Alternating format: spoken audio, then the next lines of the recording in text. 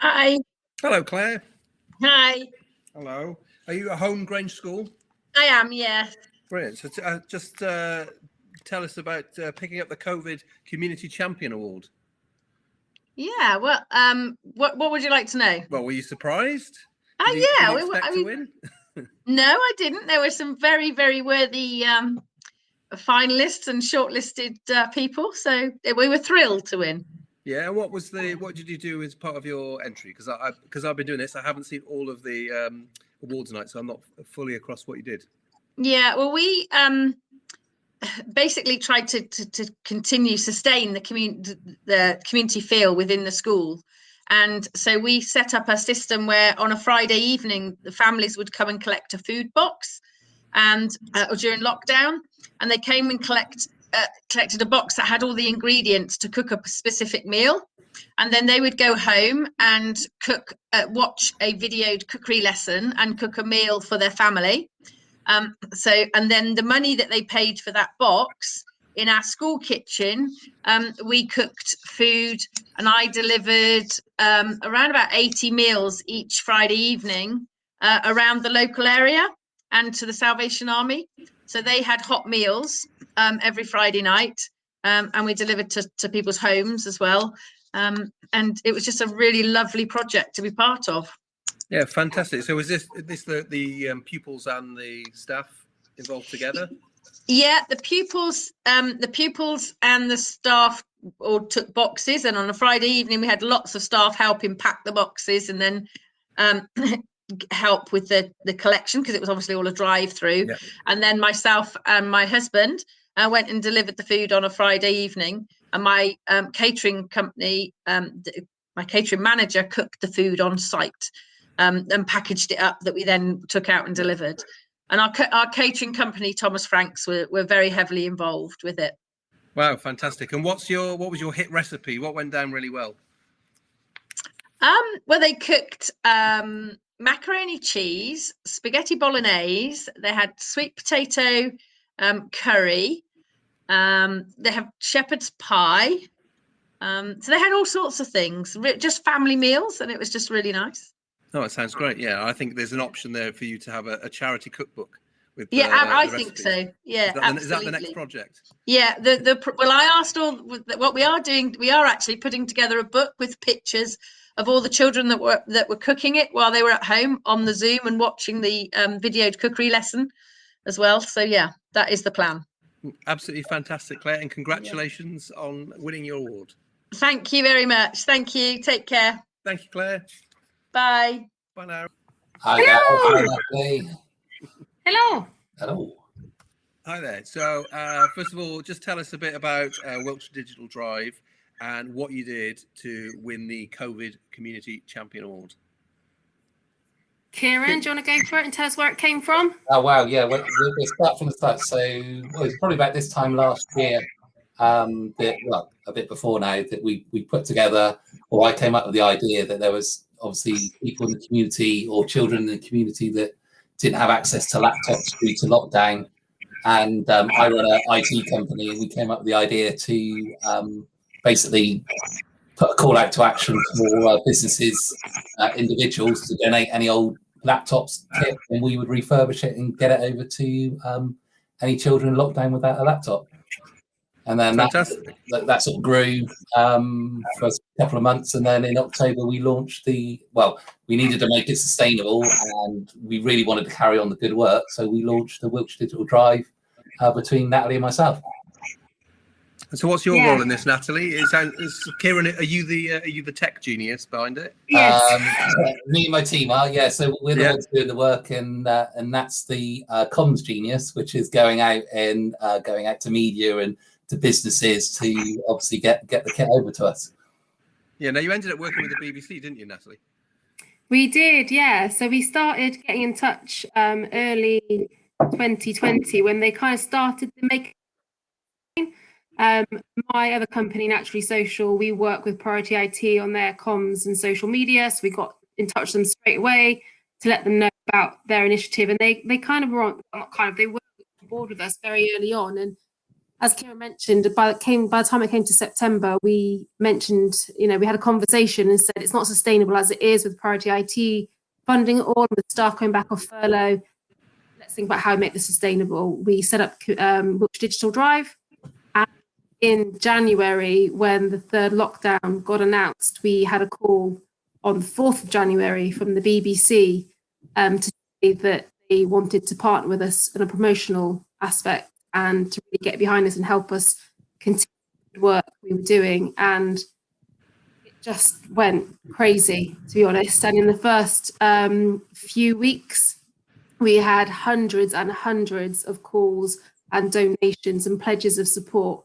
And since January this year, we've now received 2,500 devices donated to us. Wow. Yeah, we've been able to refurbish and redistribute in total since October 530 devices, and 750 in total since Priority IT started the initiative in May last year. Fantastic. And there's got lots of businesses that tune into Aspen Waite Radio. Is there an easy way for them to donate? How do you pick up laptops? I think most businesses have got old laptops sitting in cupboards. Absolutely. Absolutely. We kind of, Kieran mentioned very early on that, the individual donors are absolutely amazing. But due to lockdown, like the logistics of collecting laptops from individuals was proving really difficult because so many people were shielding and obviously couldn't leave the house. So what he kind of realized or knew anyway, and said that there's so many companies that have a kind of replenish cycle of laptops every few years or so. So let's try and touch base with them and ask them to donate those machines to us. So that was the message that we started to focus on. And we've had so many businesses donate tens and tens and tens of machines, hundreds, in fact, all at once. So I would say to any business who wants to support, who do have loads of laptops sat in their cupboards and waiting to replenish them, then please do get in touch. The email address is info@wiltshiredigital.drive.org. We're on Twitter, we're on Facebook, we're on Instagram. If any companies don't have laptops to donate, then we do offer sponsorship packages. Yep. But also have a crowdfunder that anyone can donate financially. It costs us about £30 to £35 per machine to refurbish, and that's the replacement of the hard drive, and for Kieran's teams do all the amazing work that they do in terms of making it safe. So yeah, we kind of say to any businesses, if they don't have laptops to donate, then financial support is absolutely amazing for us. Oh, fantastic. And congratulations on your award. Kieran, how will you be celebrating? I think we all need to sit together. I've been thinking today, actually, that as the team, the Naturally Social team and the Priority IT team, we really need to, I'm just waiting for May the 17th, I think, so we can have our own little... I assume is there more than 6 of you, so you're going to have to wait a bit. Yeah. Well, yeah. But there's a whole sort of family who have been involved. It's not just Nat and our employees. There's a whole load of people who are involved. So my wife, Nat's partner, we've all been sort of getting our hands dirty and getting these machines out. So yeah, it's been a busy year, and I think it's long may it continue. Fantastic. Absolutely. And definitely would like to say that from us, I think this award in particular goes out to everybody who's helped with this scheme, because they're all COVID community champions, those who have changed hard drives, those who have made calls to people pledging, those who have driven around the county to collect. Everybody has donation stations, people have opened their doors for us in COVID secure ways to accept donations. The whole community has come together. So this award really is for everybody. Brilliant. Congratulations both, and thank you again for joining me. Thank you. Thanks, guys. Congrats, Kieran. Bye-bye.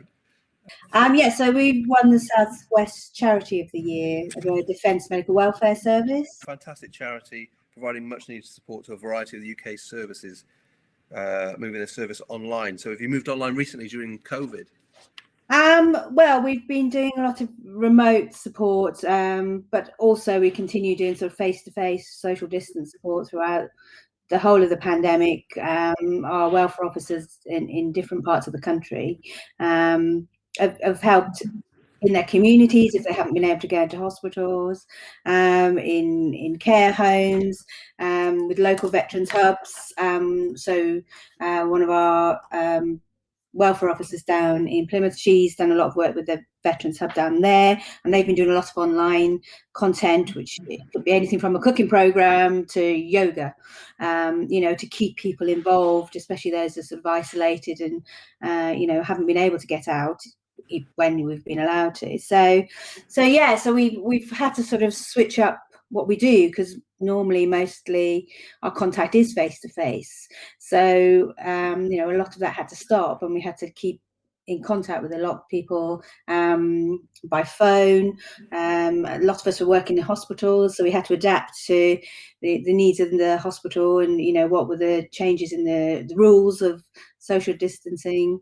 But yeah, we somehow just managed to continue just working really well, and our remit is sort of broadened as well. Our service or charity has been going for over 76 years now. So started in the field, during the war in tents, supporting soldiers with general welfare, and that's continued and still does continue. But we also now support the Merchant Navy and the police, and we work alongside the NHS.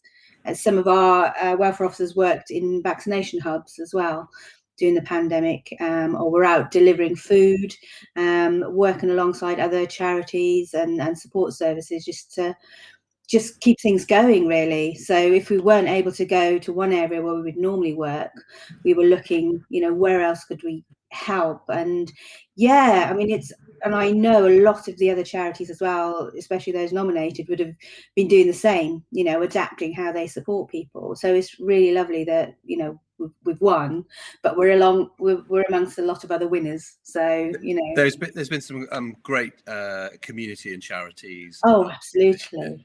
It's been obviously an unbelievable year, and I think lots of us couldn't have made it through without the support of services from a whole range of charities and community organisations. What are the services or support services you're directly offering or you provide?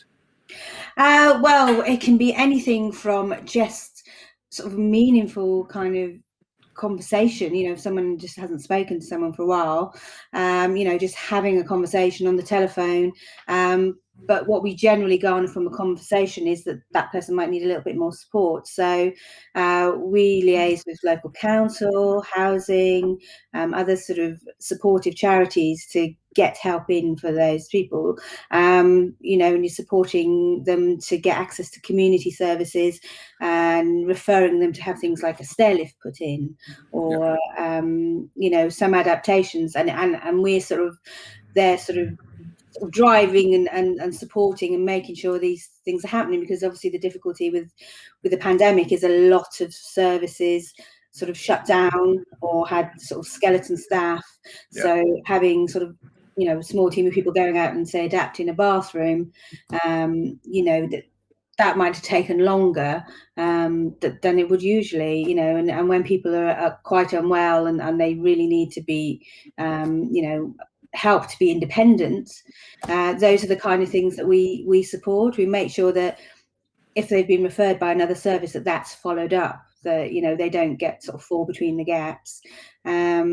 And yeah, a lot of the stuff, like I said, with the online working with the Veterans Hubs, is sort of social, just keeps people going, knowing that there's something to access every week, but also just someone at the end of the phone if they just want to chat. And so I've had some of my service users go in and out of hospital during the pandemic, and it's sort of liaising with them, the hospitals, making sure they've got support when they go home. And ordinarily, I'd be in the hospital, I'd be there, or I do a home visit, and it's sort of navigating that, or having to sort of do a socially distanced home visit, even if it's doorstep, you are having that contact. Quite a few of our welfare officers are able to do that, go and deliver some food, project started out doing crafts for isolated female veterans and female spouses of veterans. So yeah, we've, like I said, everybody's had to adapt, and so we had. This is my second year in the charity, so I had a year of what we consider normal. Yeah. And then almost exactly a year after I started, it was, okay, how do we navigate this? Because a lot of my contact was directly in the hospital. So then I was working with the discharge, so to make sure that people were set up when they got home. And now that's opening up a bit, and we will be able to do sort of some more sort of social face-to-face visits, or in real life, as one of my service users said, it'd be nice to see you in real life. But yeah, the charity is sort of not a huge charity, and we work sort of as lone workers essentially. But what we find is the people that we work with in the areas that we work, we kind of become part of all these other little teams and networks, and it's been really nice tonight as well to be able to speak to different people from different areas, not just charities, but entrepreneurs and business people, about how they've adapted, because everybody has had to do something differently. But yes, it's so lovely. We're so pleased. I've been in touch with a few people from work, and they're really pleased that we've been recognised. I mean, I say we've been around for a long time, but it's nice to be sort of recognised for the work that we do. And I think it's thoroughly deserved you've been recognised as well. And congratulations for winning the Charity of the Year. Thank you very much. It's been lovely. It's been a lovely event. Thank you very much. Thanks, Leanne. That's a lovely chat. The system's just recording all of them as they go. So we'll pick it all up afterwards. Yeah, get edited afterwards. Yeah. Thank you very much. It's been lovely. You take care. Have a good evening. Bye. Well, congratulations, John, on winning your award this evening. Just tell us a little bit more about Be Free Young Carers and what you did as part of your nomination for this award. Yeah, fantastic, Gareth. This award is absolutely massive for recognition for young carers. I think we started the year in knowing that the lockdowns would have a real effect on young carers. And just imagine no schooling, no socializing, no respite, and for many just being confined to home with the very person you care for 24/7 has had a real impact on young carers. So we very quickly found that we needed to switch our support online. My colleagues have been absolutely spectacular in developing online content, keeping in contact with the families, developing mental health resources and spreading those around those most at risk. We've had online Christmas parties with young carers. We've been campaigning for laptops for young carers, because of course many of them didn't have the right tech at home to undertake the schooling. In fact, we came across young carers using smartphones trying to access their schooling from home. And the local companies have been spectacular in donating funding to enable us to offer young carers new machines across the communities that we operate. It's been fantastic. Oh, that's great, John. Now, there's actually quite a few community business projects here where people have been collecting laptops and things for schools. So you should definitely get in touch with a few of those, I think, because they can support you. Where are you around the Thames Valley area, aren't you? Yeah, that's right. Yeah. We're based on Harwell campus. Yep, in Oxfordshire. In Oxfordshire, yeah, and we operate across the southern half of Oxfordshire. That's from Henley to Swindon and Thames to Wantage. So it's quite a large area of land, and we have ambitions to extend that our operational area to become county-wide in the next few years. So yeah, we've got real ambitions, and we know there's a real need across the county. No, it definitely feels like, certainly with COVID as well, I think, as you say, there's always pressure on young carers, but it's been really hard for them getting that lack of contact with their peers as well, I suppose, and being at home and still with the caring responsibilities. So it sounds like you're doing a fantastic job, John, and a very well-deserved award for Charity of the Year for the Thames Valley. Congratulations. Is there Thank anyone you else very you want much. to thank for the award? You should mention. I think there are loads of people. Yeah, absolutely. There are loads of people I need to thank.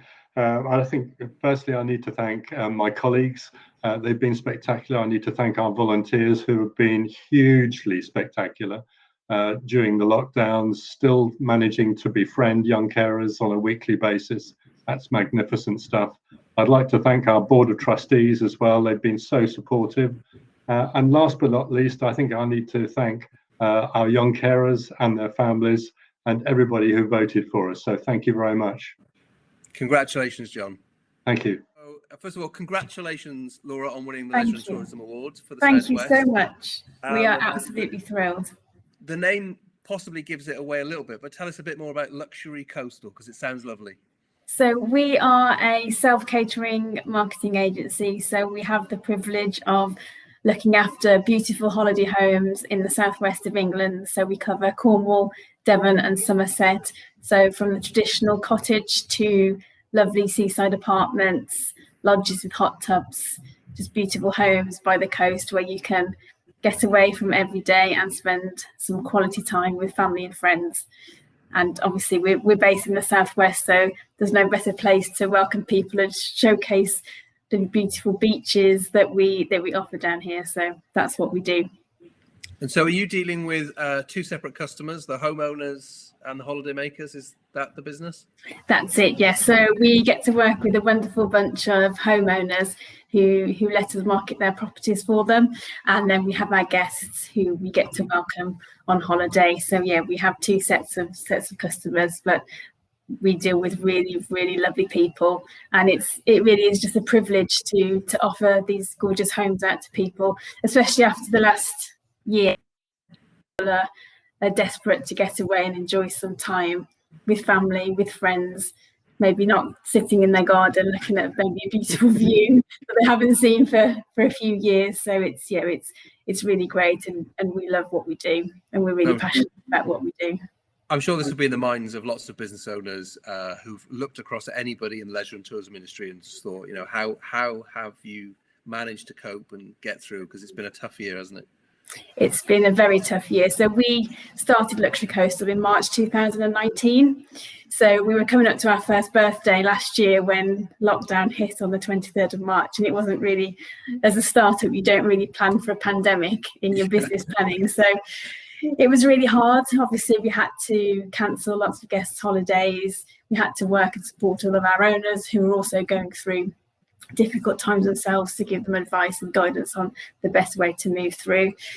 We kind of hunkered down, did everything that we could to keep the business going, but we were lucky enough to still grow throughout the year. So we expanded our team, we moved into a bigger office, and we were really fortunate with the way that we dealt with the pandemic. The way we communicated with guests and owners set us in really good stead for the year. So we just reached our second birthday, and we're pleased to be in a really healthy position, and we're able to welcome guests on holiday again, which is fantastic. Now you keep talking about we, so I imagine it's not just you. So who else? No, it's not. For this award? So we're a small team. So the business was founded by 3 friends and ex-colleagues. They brought in myself and 2 other people. So there were 6 of us that started the business back in 2019. We've now got a team of 13 people who work with us, and we have an office based in Exeter. Part of our team also work down in Cornwall, and it really is a big team effort. We all really love what we do. We love living and working in the southwest. We love supporting local businesses as well. So to be recognised alongside everybody this evening has been really, really amazing for us. And it sounds thoroughly deserved to you, Laura, and all of the team at Luxury Coastal. Congratulations again on winning the Leisure and Tourism Award. Thanks, Gareth. Thank you so much. Rick, congratulations on winning your award. Just tell us a little bit more about Phoenix Running. So Phoenix Running, as the title might suggest, is an events company, and we organise predominantly running events, small events that are inclusive, and we invite anybody to come along of any running ability. And of course, during the COVID pandemic, getting together and going for a run at a running event was not possible. So we managed to diversify, and we added a whole virtual platform onto our existing events company. So we went into the sort of digital media arena, if you like, and we added that kind of collar or flange or whatever you want to call it around our events company. And we added a digital media platform, and what that allowed runners to do was to continue to run. We very much encouraged that to happen, to continue to run and effectively go out, run by themselves, but to log onto our platform, log their miles, log their times, get encouragement from the rest of the Phoenix running community. And what that did was enable people to continue exercising, living reasonably healthy lifestyles. And of course, the thing that we got lots of feedback on was how good it was for people's mental health, especially during the lockdown periods when I think people were despairing to a certain extent a lot, and it was just really good for people to be able to get out and keep on running. I think it pulled together because lots of people think of running as a solitary thing, but it's a real community thing, isn't it, to run together? And I think your digital platform sounds like it enables runners running separately to still feel almost connected and see each other. Can they see each other's times and things? Yeah, absolutely. And I mean, we had a really sort of interactive, I mean, we call it the Phoenix family, but we had a really active Facebook community before the pandemic. And I think what that enabled us to do was to leverage that and for people to really, really come together as that Phoenix family and that Phoenix community when things were probably at their worst, and to really support each other and for people to keep getting out the door and to keep exercising. And I think, there were a lot of businesses much like us, I think, over the last sort of year, 18 months, who, when you're head down and you're doing your fair share of sort of 18, 20-hour days, just trying to work out how you're going to survive. And then it's really nice actually to know that there is a wider community out there of people that are benefiting from the things you do. And I think from the awards tonight, what was also really nice is just to know actually that somebody is looking and recognizing what you're doing, and that it has had some benefit to a lot of people over the over the last 18 months or so. And do you think some of the digital aspects of Phoenix running will continue now into what people call the new normal? Yeah, absolutely. I think, we've all been through some pretty rocky patches. We've sort of bridged some of those difficult times now, I think. And I think for us, we will absolutely keep that virtual running platform going. I mean, we were lucky in some ways because we had a virtual running platform before the pandemic, but it was one of those things that sort of sat over there in the corner and sort of did its own thing, but we just never got the opportunity to focus on it because we were always out organising real physical events where we all got together. And then the pandemic forced us to rethink that and to go in a completely different direction, spread our wings in a different direction. And so we got to focus on the virtual side of things. And I think the benefits have just been massive, and the positive feedback we've got has been surprising to a degree, but just really, really pleasing to hear. And I think what I must say within this is just a massive heartfelt thank you to our runners, because they are the most important part of Phoenix running, and those are the guys that have really come together as a running community. So yeah, I mean, it's been in some ways it's been a great 18 months, and a lot of silver lining has come out of something that obviously was not a great situation, such as the COVID-19 pandemic. Sure. Well, congratulations on winning your award. I expect to see you here next year for the Digital Business Award, I think. Will that suit you next year? Yeah, I think so, hopefully. And one last thing I've got to just mention are Freddo, because we've got a real thing about Freddo chocolate bars here at Phoenix Running. So okay. it wouldn't be an acceptance speech if I didn't get the last word in, which is Freddo. And will you share the Freddo thing with everyone? Absolutely. There are always enough Freddos to go around at the Phoenix event. Brilliant, Rick. Thank you again. And brilliant. Thanks, Gareth. And thanks, everybody, again, for a wonderful evening. Thanks for nominating us. And thanks very much. Thank you, Rick. So, Lucy, congratulations on winning Female Entrepreneur of the Year for the Thames Valley. Thank you. Tell us so a much. little bit about your entrepreneurial journey and what it is you do. Yeah, it's a weird thing to call yourself an entrepreneur, isn't it? I think to me, I'm just a teacher. So I left the classroom in 2016 and sort of started my own little brand of education when I founded Education Boutique. And we're a tutoring company, an education company, and we support families and local authorities with like high quality online and face-to-face tutoring. Obviously during COVID, that was all online.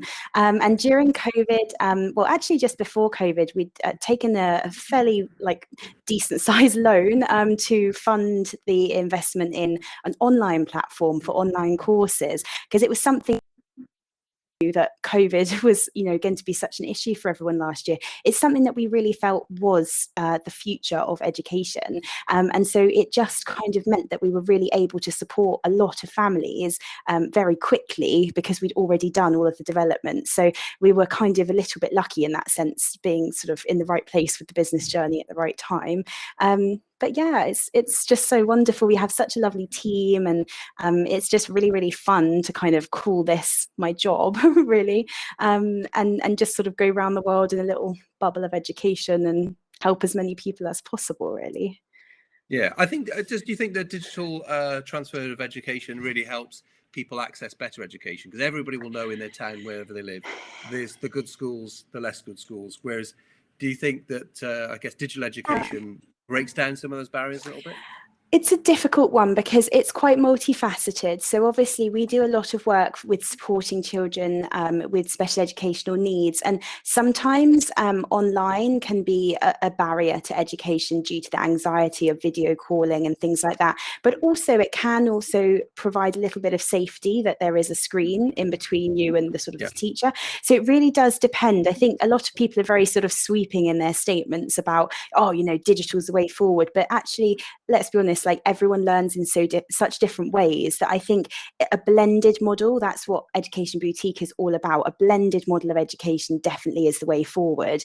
And, sort of that's the exciting thing about, where we find ourselves today, is that the digital sort of space for education has been sort of forced upon everyone, but I think people can see definite future applications for it.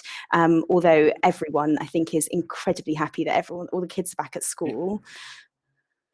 And I've got to ask this question for every entrepreneur. What was like in that moment? What made you make the decision to go out alone? Because that's the stepping off of the edge moment, isn't it? To say, I'm actually going to do this. Well, it was actually funny because I taught in Dubai, and I taught at a really lovely school in Dubai, and it was upon my return to England and sort of retransitioning back into English British education, and I just felt that with teaching, you're sort of on this career ladder that you're going to keep moving forward, keep going. I was head of year, and I was sort of taking on English leadership and things like that, and it would have been then deputy head and then head teacher, and I was just looking at the education that I sort of wanted to provide, and it didn't quite fit with the model that school was allowing me to sort of provide. And so I just sort of actually thought, okay, I'm quite young, I'm going to just do this, because if it all goes wrong, I'm still, I can still go back into school and it's okay. I won't be struggling. And I think for so many people, teaching such a wonderful, secure job. And so it is nice in that sense that I think it did allow me to have that flexibility to just go, well, I'm going to give it a go. And if not, hopefully there's a school out there that will have me back. Do you know what I mean? But I never had to do that. So that's wonderful. Cool. It sounds like no regrets. So congratulations, no. Lucy, on winning Female Entrepreneur of the Year for the Thames Valley. Thank you so much. Harry, congratulations on winning the Young Entrepreneur of the Year for the Thames Valley category this year. Thank you. It feels really good. Wasn't expecting it, so it's a nice surprise.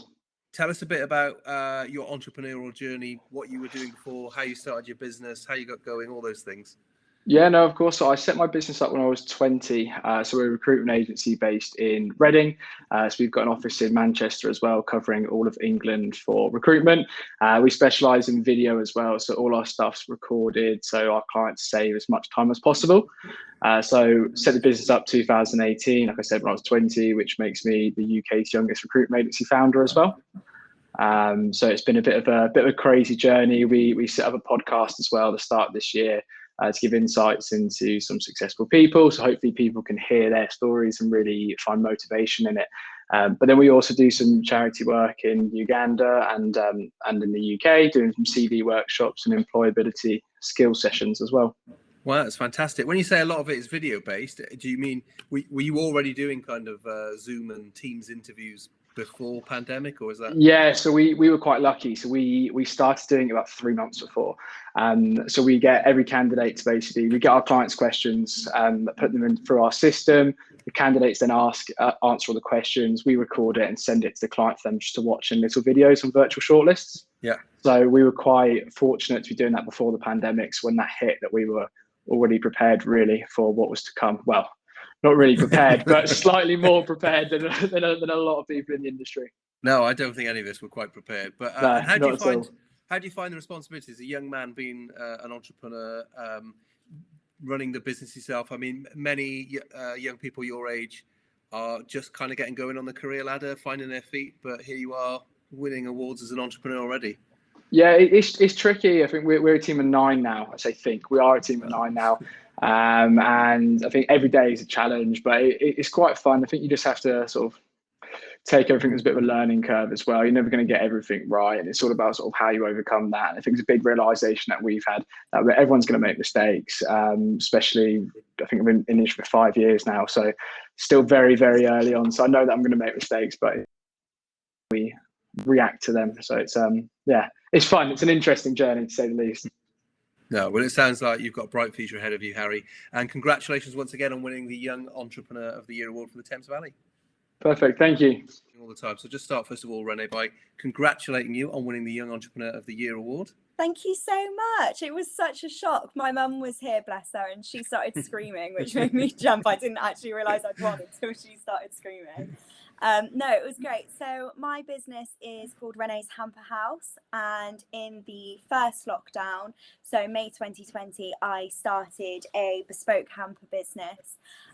So the reasoning behind it was I've always created hampers for friends and family for different occasions over the years, and I noticed that after the first couple of weeks of the first initial lockdown, I noticed that a lot of my friends' mental health and mood started to dip.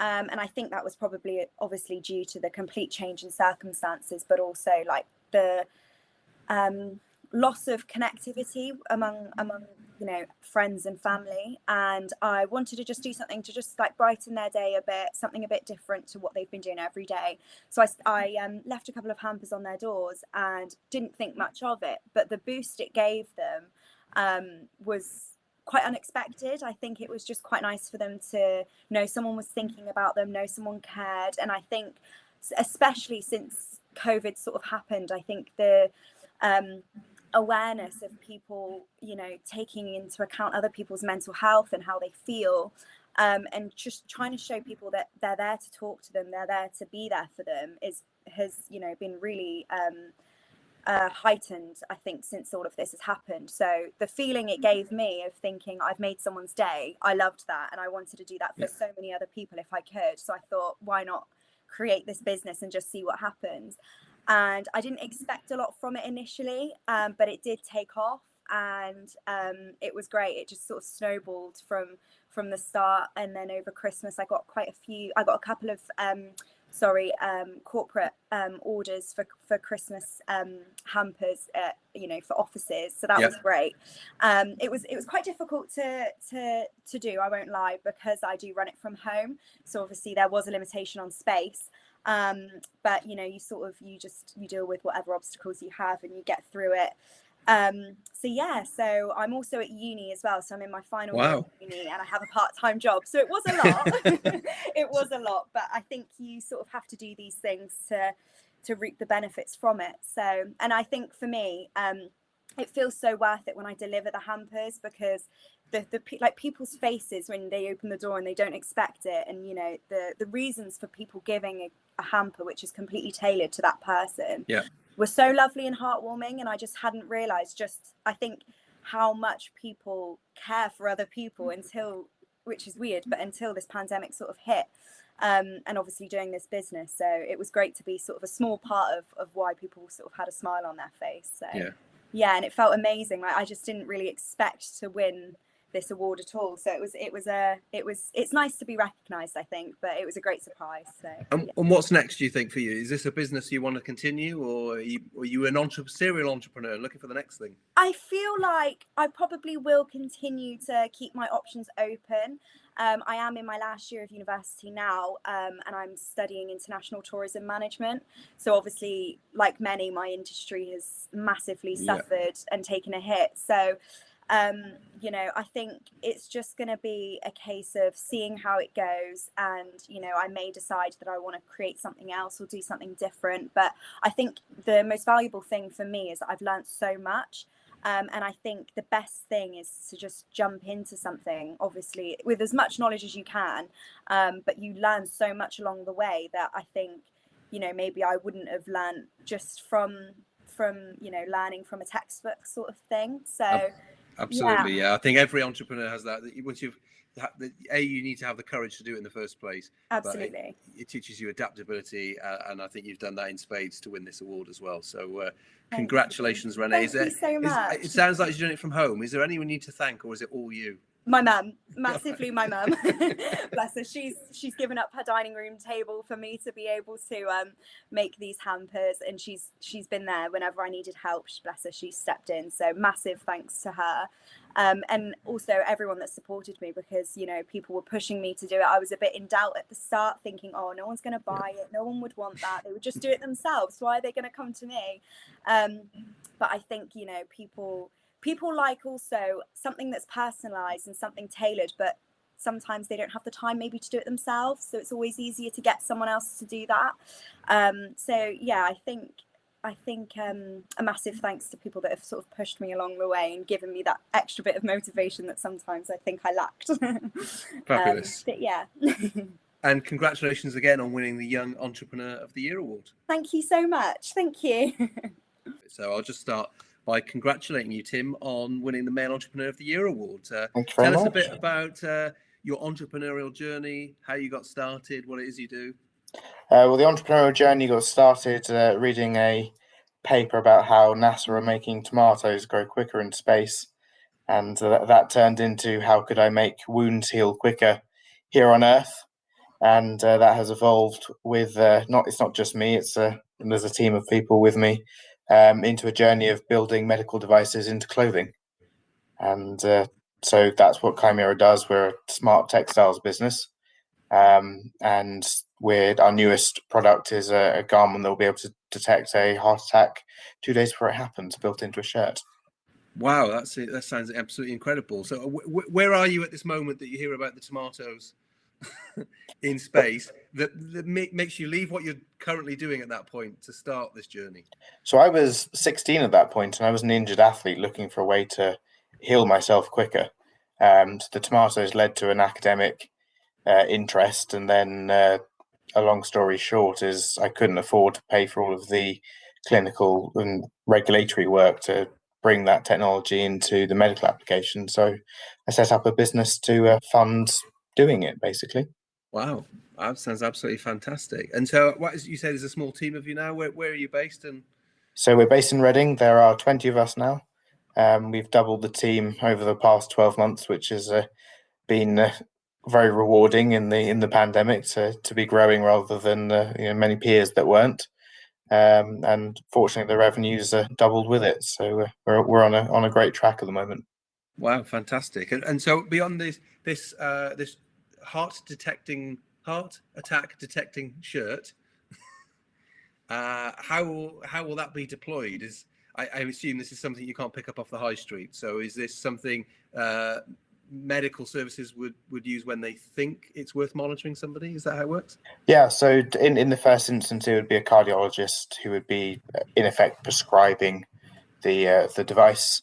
But as a business, the technology that came from the tomatoes in space is selling around the world through our consumer websites, as well as sort of business to business transactions with elite sports teams through to medical clinics.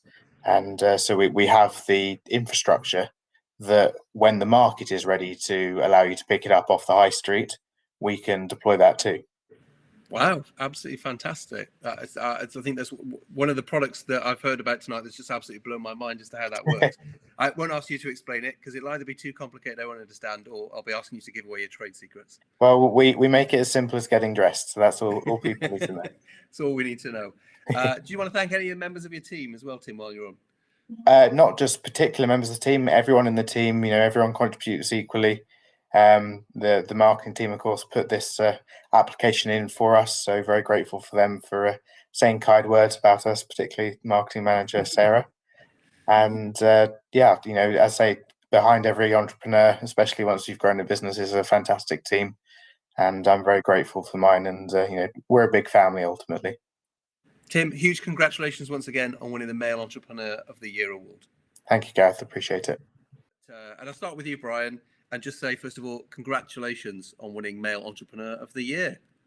Honestly, Gareth, it's I get quite embarrassed by this sort of award, and Gillian, I know she's not supposed to apply for or put us up for these. It's because basically I don't actually think that we deserve them at all, because it's not me that does anything. I just had an idea, pulled together some investors that wanted to invest, and then assemble the team. It's actually genuinely and honestly, it's my team that do it. And so please, Gillian, don't apply for another one.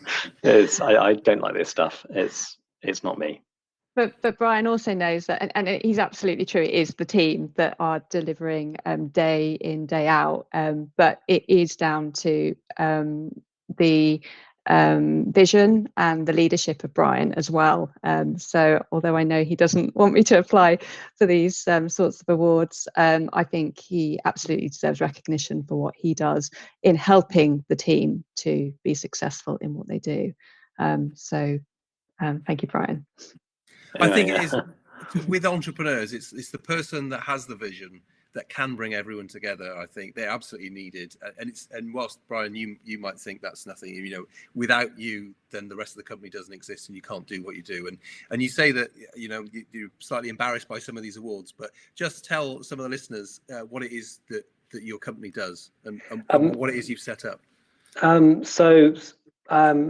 Short and simple, we throw robots in the sea to support the UK's energy infrastructure around the UK. Basically, we look after the offshore wind farms that supply a lot of the energy to the UK. And I think only a few weeks ago that offshore wind supplied more than 50% of the UK's electricity. But in terms of what I actually do, all I genuinely do is read a bunch of management books, and and I have a board up here with varying concepts about hedgehog principles and how best to get feedback. But I try and teach myself constantly, because I'm a first-time CEO and a first-time founder.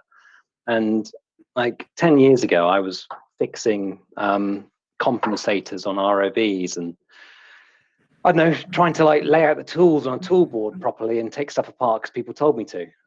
But the company is amazing, and as a group of people, what we do is actually quite astounding. When you take robotics and you add computer vision and AI and autonomy techniques to what we do, and if we look at what the company's goal is, we're trying to reduce the cost of how much it actually costs industry to make electricity from renewable sources.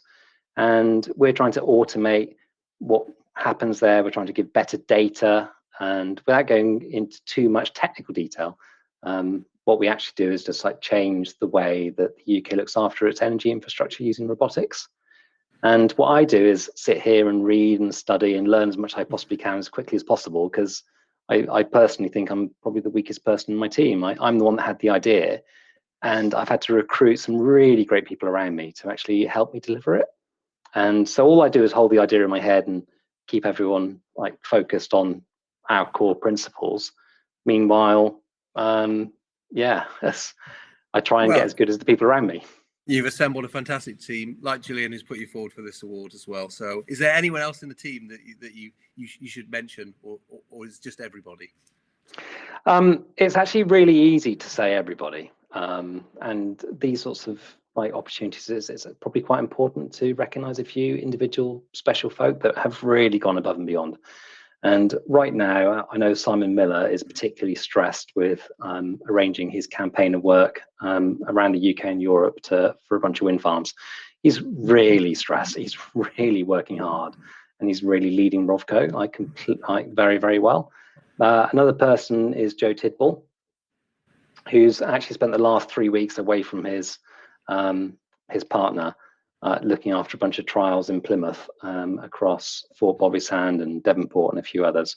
Somebody else I'd like to recognise particularly is a woman called India Gore, who's our administrator, who's just been promoted into our finance team. So she joined us as an administrator, probably one of the, I don't know, it's one of the jobs that we have more applications for than any other job, yet she's gone into it. She's excelled, and I honestly, we're amazed by how much dedication she has for the company and how well she's progressed. So, and she's been moved into the finance team today with a promotion. So there are many more people in the company that need thanks, but those three are probably the ones that deserve the most thanks this week. Well, it sounds like you've got a fantastic team there at Rovco, and congratulations, Brian, on winning the award. And Gillian, thank you for putting Brian forward for it. No problem. Thank you. Thanks, Gillian. Thank you both. Lovely to chat to you both again. It's probably, there's one extra thing to be said, and we should probably just thank you for the Business of the Year award as well, that I was only just announced a few minutes ago. So genuinely and honestly, from all of us, thank you. Brilliant. Congratulations. I haven't got that far. I didn't know you'd won that as well. Must be a bit further down the line. They're getting ahead of me. But yeah, that's fantastic. I mean, it sounds like you've got a wonderful business. And I think, Brian, will definitely, if it's maybe Gillian, if I grab, I'll contact you, just grab your email address. I think, Brian, if you're happy to come on, we've got a little slot where we talk to first-time CEOs. And I think that story is great just for that moment when lots of entrepreneurs, lots of business owners, when they first realize it's all on me now. I am the chief exec. So if you're happy to talk about that, I'd love to set up some recording with one of our other presenters to do a bit more of that, if that's all right with you. Yeah, for sure. Yeah. Thank you. I'll start, Sarah, just first of all by congratulating you on winning the Female Entrepreneur of the Year. Tell us a little bit about your entrepreneurial journey, what it is you do, and how you've ended up here winning this prestigious award. Well, yeah, completely gobsmacked, to be quite honest. But yeah, so this is Iris, is a art licensing agency. So we work with designers and artists, and we get their lovely artwork onto products and get it into retail. But yeah, I started my career leaving art college and went straight into a junior job colouring in Bob the Builder and working out Disney Princess's outfit. For a really amazing publisher in Bath, and then just grown up through the industry over the last 25 years, working with well-known TV brands, but also taking that, all that you learn and looking after like Winnie the Pooh, and taking it to looking after new creatives and new artists. So this is Iris, after many years of working for other agencies, born out of that. And then we like to use licensing for good. So we've been supporting some charities, Men's Sheds, the Cleaner Seas Project, local gallery, and we're just trying to build awareness for their causes through licensing, because the licensing industry is amazing. It's very creative. You can be talking about Bob the Builder one day, and Yvonne Ellen another, and then talking about how can we do a celebrity calendar to raise funds for a mental health charity. It's amazing. So yeah, sorry, I've just thrown that. No, it's fine. I think these are the things that loads of us will see every day on various products and never give it a second thought as to how that artwork ended up in that place. Yeah, that's it. Yeah, well, so we represent people. Some things that people might know are Beryl Cook, Elsa Black, and then we work with CITV show Mighty Mike. So it's very varied, but we try and package it in exactly the same way. We think we want to encourage new creatives to come through to the industry. And it's great that you're supporting, I guess, new artists and new creatives, because I think that's a lot of the difficulty if you're in that space, is to work out, well, actually, how do I make any money out of this, out of my art, if you like, or how do I protect it, and how do I commercialize it? And are you working directly with artists in terms of helping them on that journey? Yeah, we're very lucky, like lots of lovely agencies. There's a huge creative family out there, and we really promote supporting that. We run quite a few seminars where we bring other people, partners from different categories, such as either retail or TV or products. So local businesses like Carousel, who do calendars and own Calendar Club. We bring lots of experts together and do a panel at the Brand Licensing Show in London every year. And we also hold seminars just to help and support creatives. So to give them that guidance, because the one thing we really want to promote is the industry is there to help. Don't feel you have to pay for advice. We generally want to help new creatives and keep the market fresh. And it's there to support you, you know, to support artists so they feel supported and encouraged, because we need fresh ideas all the time. And when you look back on that moment where you stepped off the edge to become an entrepreneur and set upon yourself, what do you think about it now? How did you feel at the time, and how do you feel now? It was one of those times when I've left art college and I've gone into this amazing industry, and I'm embarrassed to say, and we talk about it in the industry all the time, we didn't know what was art licensing. You know, we didn't know what licensing was. We thought it was working in the pub trade, which was obviously very exciting when you leave college. Yeah. But a bit more creative than that. But I think it was working on different sides of the industry, from colouring in, you know, the Bug's Life for Disney to, you know, working with artists and building up brands, or designing own stationery lines for brands direct. You kind of think, oh, what can I do? And I just thought, we've got to give it a go. We all came together and thought, we've got to give it a go. I don't want to be, you know, lucky enough to get to my 80s in my rocking chair and wish I hadn't tried. So I think it's one of those moments. Even on the tough days, I've got a photograph actually on my desk of my last day when I worked in London, waiting for the train to work, and everyone was crammed. And I promise you, I have kept that on my pinboard in our office for about 6 years now. And if I have a day when I think, oh no, what have I done? Just casually look at this new picture of us crammed on. So yeah. I think that's the feeling lots of us have had over the last 12 months of not wanting to head back to that and cramming into a train. And how lucky to be in the Southwest. That's the other thing, isn't it? To celebrate, you know, and we can work anywhere, and, you know, with the internet, but to be, you can't see me, I'm pointing to the window, but which is a lot of good on radio. But to wake up and be able to walk to the beach, you know, before work or after work, or look out the I feel very, very lucky. No, it sounds fantastic, and you shouldn't regret that decision, because you are Female Entrepreneur of the Year. Congratulations, Sarah. Woohoo! Thank you, and thank you all so much for putting this on. It's really great to bring new people together, so thank you. So we'll start, Joseph, with just by congratulating you on winning New Startup of the Year in the Southwest tonight. Were you expecting it? No, to be honest, we looked at the other shortlisted companies. There were so many. We didn't realize there's so many. I know there was, like someone said, 3,000 shortlisted, but in our category it seemed absolutely stacked. But we looked at them all, because obviously wanted to see how kind of lucky we might be. And some of the companies in there done amazing things. So we genuinely didn't think we were getting anywhere near. Thought it would just be a nice evening, something different after lockdown. So some bit of a change. Now, I think it's a tremendous achievement for any business to have started up in the period that we've been through in the last 12 to 18 months. So first of all, congratulate you on doing that. But tell me a little bit more about your entrepreneurial journey and the business you started. Well, it was myself and my sister, who's my business partner and co-founder. It was actually a business born out of necessity, really. It was my dad passed away in year, and we then had to navigate the minefield of arranging a funeral, and we didn't quite know the ins and outs, didn't know what to do, didn't know where to go to. Sometimes you only have 5 days to register things. You didn't know you could get grants, or even down to little things like what poem to choose.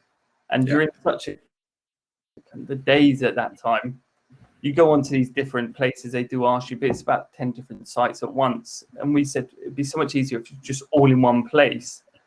So my sister was probably the best at it. She actually collated it into one kind of big dossier almost. So she knew. And then we started to compile it into a website, see if we could actually help others.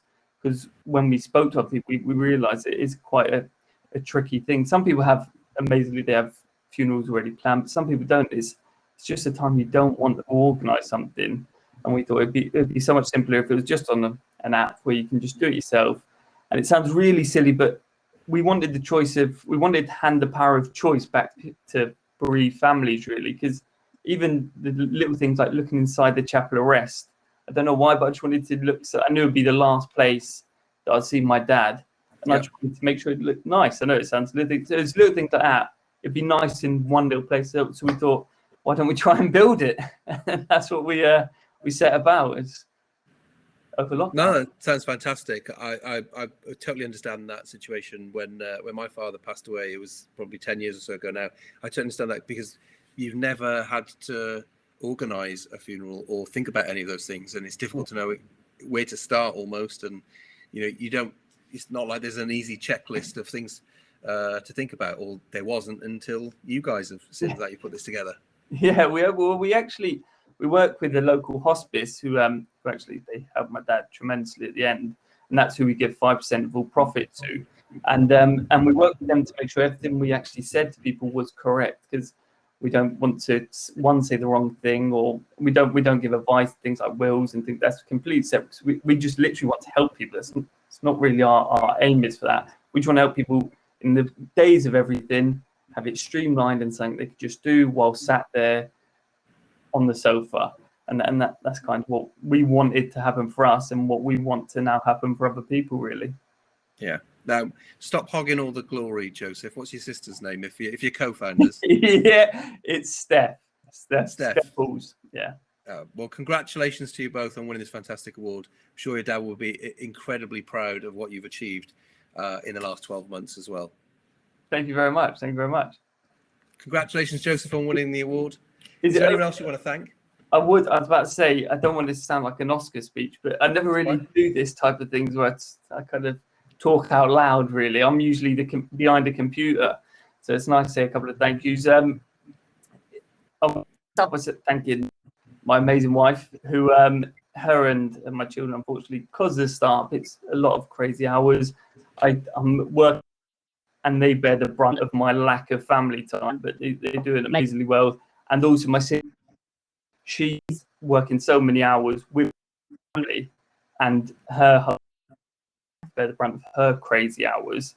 But this sounds like a crazy one, but it's my brother, my two sisters, and especially my mum, because even though this is all made to help people, every time it's shared or liked or in the press, or luckily we managed to win this award, it kind of, I always realize it might bring up hurtful memories, but they've literally never been anything except unequivocally supportive and encouraging.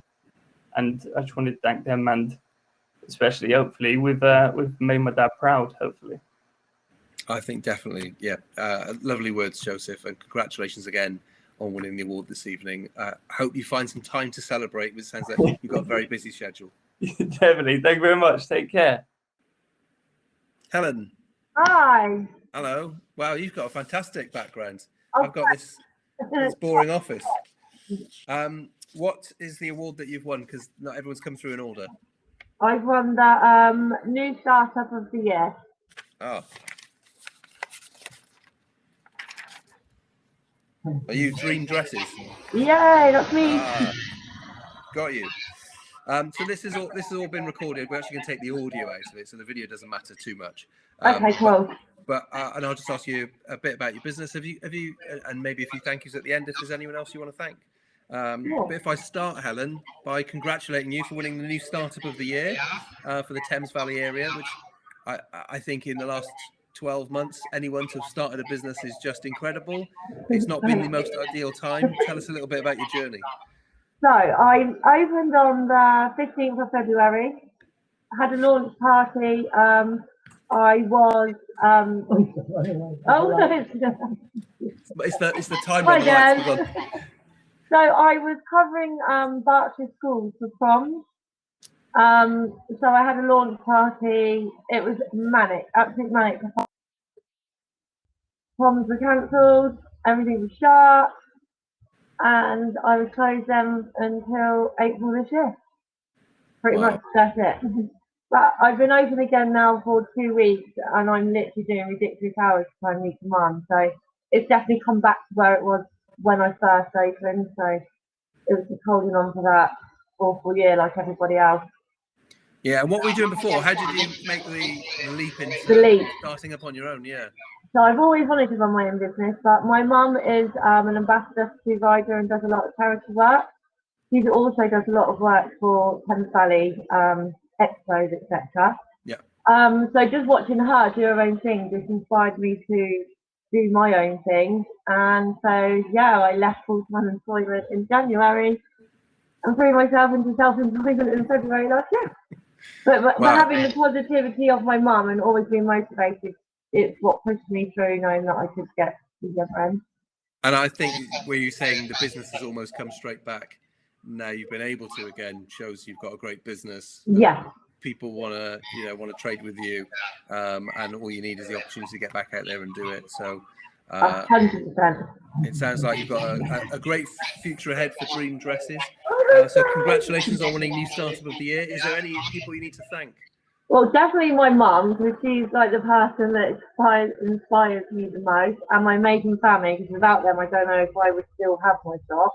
And just everyone those that nominated me and chose me to be the winner. I'm super, super grateful. Congratulations again, Helen. It sounds like a well-deserved award, and I wish you all the best success for the future. Thank you so much. Thanks, nice Helen. to meet you. Lovely. Thank Bye-bye. you. Bye. My friend who was.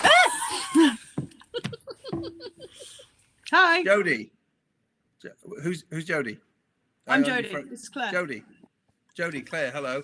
Now, I don't know which category you've won. SME of the Year, Thames Valley. Nude skin. Yep.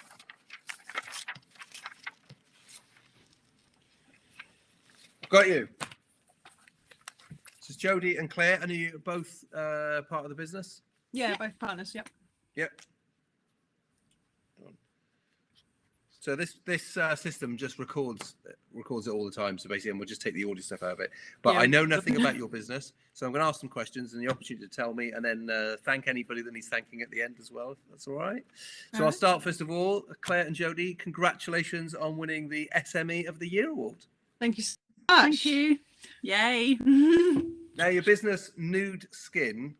Tell me a bit about that because it's got an intriguing name.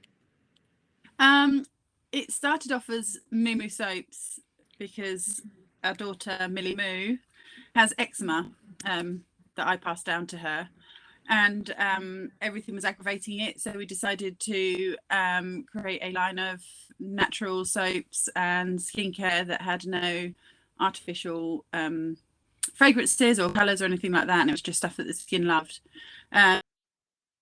Moo Moo Soaps didn't quite sound vegan, and it's all vegan products, so we then rebranded to Nude Skin because it's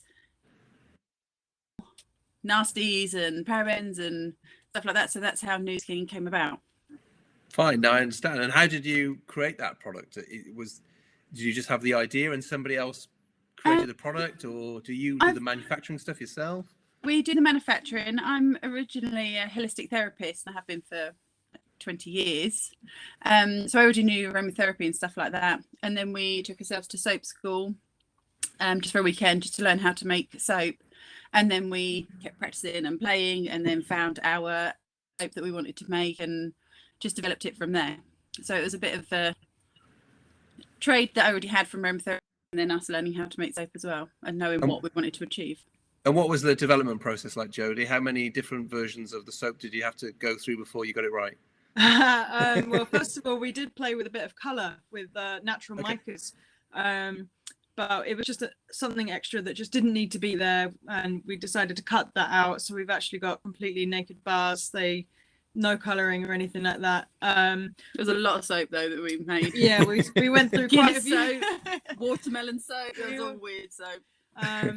But yeah, we honed it into just one really well, so it's just one of our original bars, and it started to fly off and help everyone's skin. Okay, well, let's actually just make a range. So we developed different flavors, I suppose, and then so we went on to maybe creating a salt soap range, for example, just something a bit more exciting, just to help other skin sufferers, really. But everything is perfect for for sensitive skin, which was amazing to be able to produce. And how do you get your product to market? Where is your product sold? We actually started off just doing artisans markets and farmers markets. It was a really good platform for us. Loads of different local markets and Thames Valley markets and stuff like that. Yeah, so that was amazing. We got in, people got hold of us from shops asking to stock us once us used our products. They loved it. I wanted to stock us, which was great. So we're in a few shops around Berkshire, Henley, which is great. We've got some wholesalers, which is fantastic. We sell online now. It's just, we've got a shop in Caversham as well, which is brilliant. So yeah, really exciting. It's great to have a product that, you know, when people use it, that they get what it is, and then you know that they want it, and they're searching you out, which sounds absolutely fantastic. It feels amazing when that happens. When they come back, I love your soap, or you start to recognise the name that comes up on the order from website, or buy more, and they buy more for their friends, and then their friends love it, and it's just like, oh my gosh, it's really good soap. Yeah. And it's just a business that you two operate together, or is there other people to thank for this award? There is our daughter, obviously.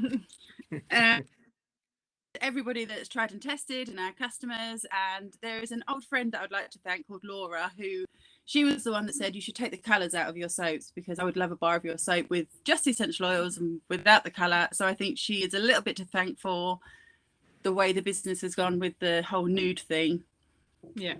Yeah, and of course all our customers and anyone that supports us, and And the big question is, you created this soap for your daughter. She likes it? Loves it.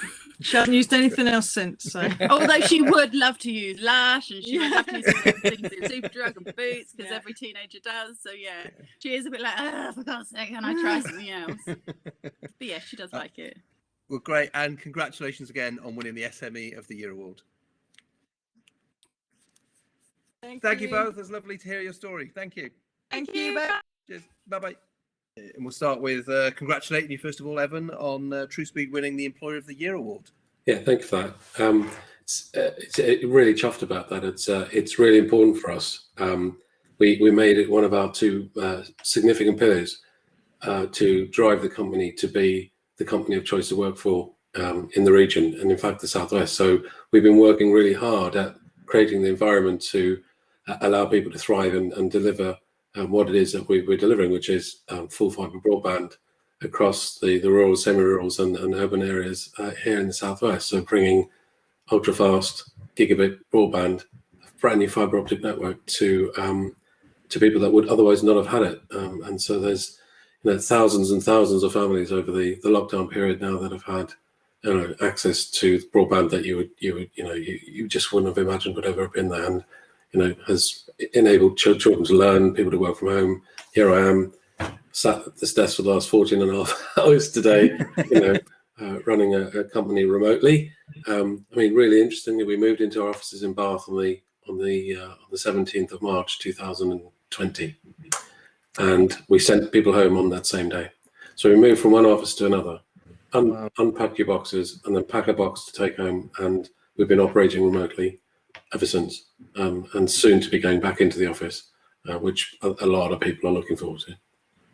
Yeah, no, it's got its perks working at home, hasn't it? But it's difficult if you miss. Certainly, if you're trying to get a company culture going and connect staff members and innovate ideas and things, difficult to do when everyone's remotely, just for those little moments you miss. We tried really hard. I made it very clear to the team. Remember, this is a team award, so made it very clear to the team and the team leaders, and we are a team of team members. It's not employees and staff and all that kind of nonsense. To make sure that we had a rhythm in the company that made sure that we communicated constantly. If some teams communicate daily, I mean, I as a CEO will talk to all of the 140 people in my company at least once every 2 weeks. As groups, and that includes the guys on the ground, the engineers that are out connecting people at the home. So we get to meet, we get to talk about the stuff that's important, and reiterate the fact that every single person that works in the company is extremely important, because if they weren't, they wouldn't be needed to be doing the work that they were needed to be doing.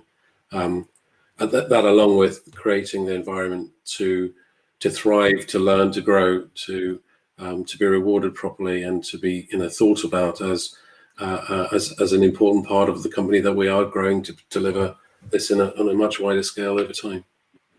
It sounds like a great company to work for, and I guess lots of employers maybe don't see the value in creating such a culture that where everybody feels like they're a team member. What do you feel is the value in doing that for TrueSpeed? What does the company get back from it, do you think? What do we get back? I mean, I'm expecting everybody in the company to be the best they can be. We have that as a motto at TrueSpeed: be the best that you can be. Some days you can be better than others, but so long as you've been the best that you could be on that day, that's all that I can ever ask of anybody. That's all of what we can ask of any of us in the team, right? You know, we often say that if you benchmarked a C and you get a B, I'd much rather have you in the company if you were benchmarked an A and got a B. Yeah. Okay? Because it tells me a lot about you and how you think and how you work. So teamwork, thinking about what you're doing, thinking about the customer. You know, the other part of what we do is we want very happy team members and very happy customers, and so we're driving very hard to get our customer care process in a space that is also seen as industry leading. Harder to do that, I can tell you, but it's you know, we're working on it as a company, and the only way you can do that is by having people that truly believe in what you're doing. Yeah, sounds fantastic. Congratulations again on winning the Employer of the Year. Is there any specific team members that need a special mention?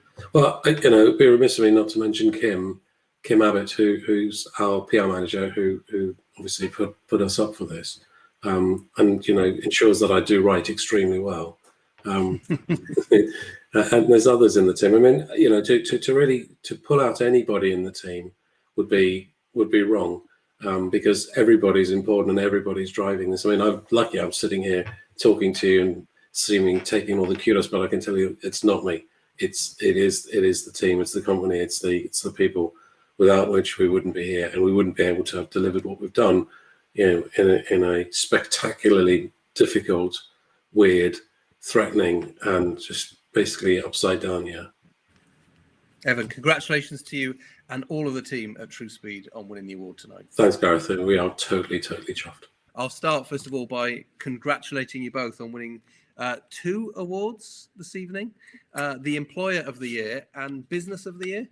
Indeed, what excitement! That was more than we anticipated, really. Well, to be even down within the nominations, because there were so many people that were nominated anyway. Was it up to about 3,000? So then to even get shortlisted, then to see our names on the finalists, it was just getting more and more exciting by the second. So thank you. No, it's fantastic to walk away with 2 awards. Tell us a little bit about what Reading Scientific Services does and the types of businesses you work with. Sure, very happy to. And Christine, please add. We are what's called a contract research laboratory. So that means that we will do testing and consultancy in science for any manner of food company and healthcare company. So maybe if I can put it into perspective, with the last 12 months, we have been helping companies with getting what's called release test medicines to market. So critical frontline intensive care medication could get to market. We've been helping with support of getting vaccines to market. We're still continuing to help getting vaccines to market. And then for the food sector, we help develop new products, but then we also make sure that they are safe. So for example, we will test for allergens to make sure that there are none present. So one of our customers last year called us one of their food heroes. So that's the nub of what we do. It's offering science and consultancy and really looking to make a difference in the world by not just doing testing, but helping people develop solutions from that on what they can do with the results. I think that covers the award for Business of the Year, but I'll turn to Christina as an employee, yes, because you've won Employer of the Year. So what's it like to work at Reading Scientific Services? It's very much kind of a breath of fresh air. It's different from any place I've ever worked before. You know, everyone's very welcoming. There's an array of labs, and everyone's very keen to share all their knowledge with you. Not coming from a pharma background myself, everyone's very welcoming, and that they really just want to help you grow, which is very refreshing. and every day is different. As I say, we're sort of all the innovations that we're making and the companies we're helping, and sort of during COVID, and how much, you know, I feel it's a real family feel to the company, and you know, everything we do kind of matters and makes a difference. Oh, fantastic. And it sounds like with some of the work you've been doing during COVID, I guess for both of you, really fulfilling jobs in terms of the role you've been able to play as well. Indeed, I would say we've always felt that we stood for science enhancing lives. But, you know, last year when Boris said, you know, we all had to go into lockdown, there was absolutely no question that we would be able to stop, because we play such a critical role in getting supplies out to the marketplace. But we're naturally very apprehensive. We're scientists, so we naturally understand the importance of keeping the safe distances. So as well as doing great science, we made sanitizer for local charities and for our colleagues, and we continued to do our community work. We made little science videos for people to share at home. And we continued doing charity work. We made a video so people who did work from home as well as being on site were able to all join in together with the joy of digital, dancing in the laboratories to people dancing at home. You know, it was quite uplifting when, you know, at times people were quite isolated. But we also recognized that, you know, mental well-being was a key issue. So we needed to give greater understanding and support for people at this time, and developed an array of mental health allies. And the great thing about it is that throughout the whole of the last 12 months, we continued to recruit. While people were talking about, you know, there not being many roles for apprentices and graduates, we increased that momentum. And so we added another 20 additional heads to our business over that last year. So it really makes you very, very proud and privileged to be with such a buoyant group of colleagues. If I may add, one of my colleagues, I remember, as Christine just said there, feels like being having a breath of fresh air. One of my colleagues talks about working with geniuses in our corridors, and that's how it feels working at RSSL. Wow, fantastic. And congratulations to you and everybody at Reading Scientific Services, or RSSL, is that right? We're called all manner of things, just RSSL is great, thank you. Congratulations, 2 awards, Employer of the Year and Business of the Year. Congratulations to you both. And kudos to Christine, she wrote the nominations. Thank you, Christine. Oh, thank you.